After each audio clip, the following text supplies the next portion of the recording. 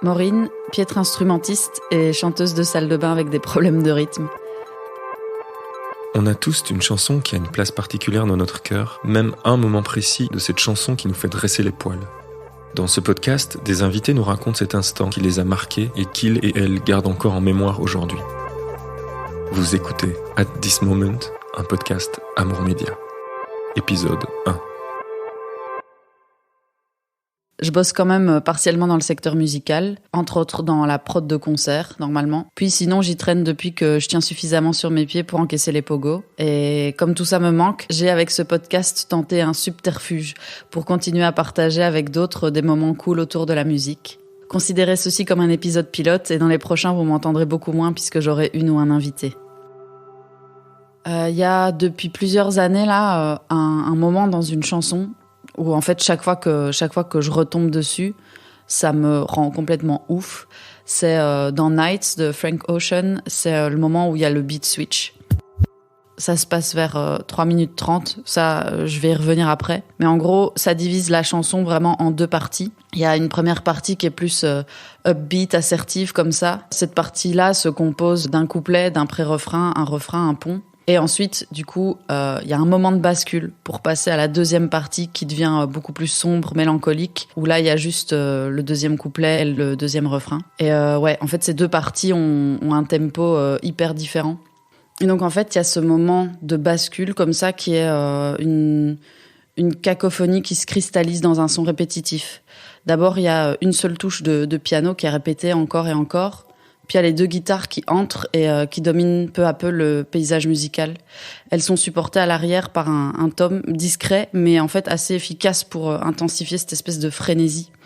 Et alors, à un moment, il y a les guitares qui se transforment en un son un peu glitchy, comme ça. Un glitch, c'est genre un raté informatique.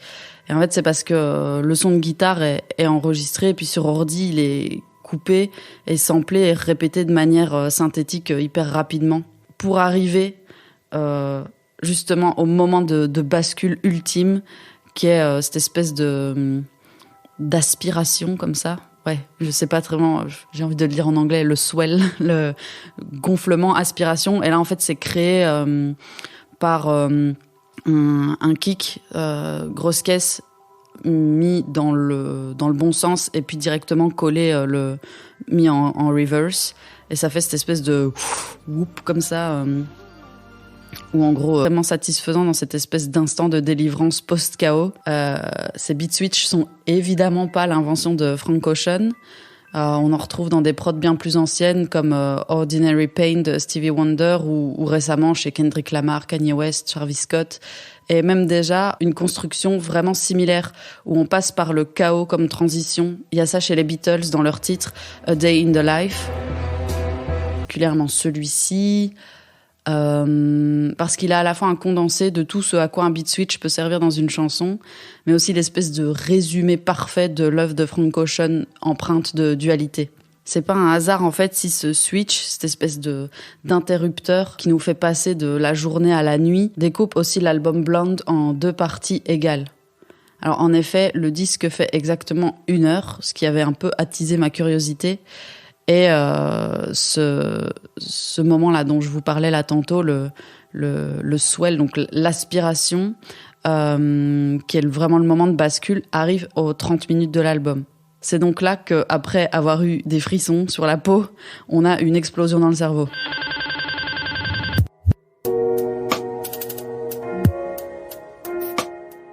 Frank Ocean met en vis-à-vis la lumière et l'obscurité, une approche cartésienne un peu froide des événements et un ressenti plus émotionnel, la personnalité publique ou virtuelle et sa personnalité qu'il a dans le privé, le contraste aussi adolescence, âge adulte, enfin bref, tout ce qui peut être mis en fait en opposition ou en tout cas créer ce sentiment de dualité.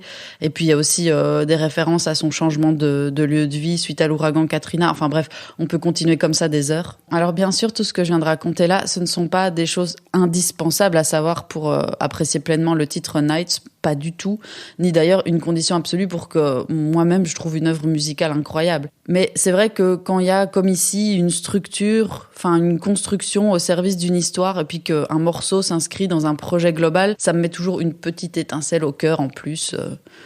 Puis bon, j'aime bien les histoires de musique. C'est probablement pour ça que je me suis lancée dans la création de ce podcast. Je vous invite, bien entendu, à aller streamer tout l'album, tout Frank Ocean, et on rajoute Nights directement dans notre playlist que vous trouverez en description. On fera de même au fur et à mesure avec les titres présentés tout au long de l'été par nos invités. Prochain rendez-vous accompagné donc le 1er juillet, puis c'est parti, tous les jeudis pour un total de 10 épisodes. D'ici là, portez-vous bien. Ciao, bye bye. Et vous, c'est quoi votre moment explosion de cerveau ?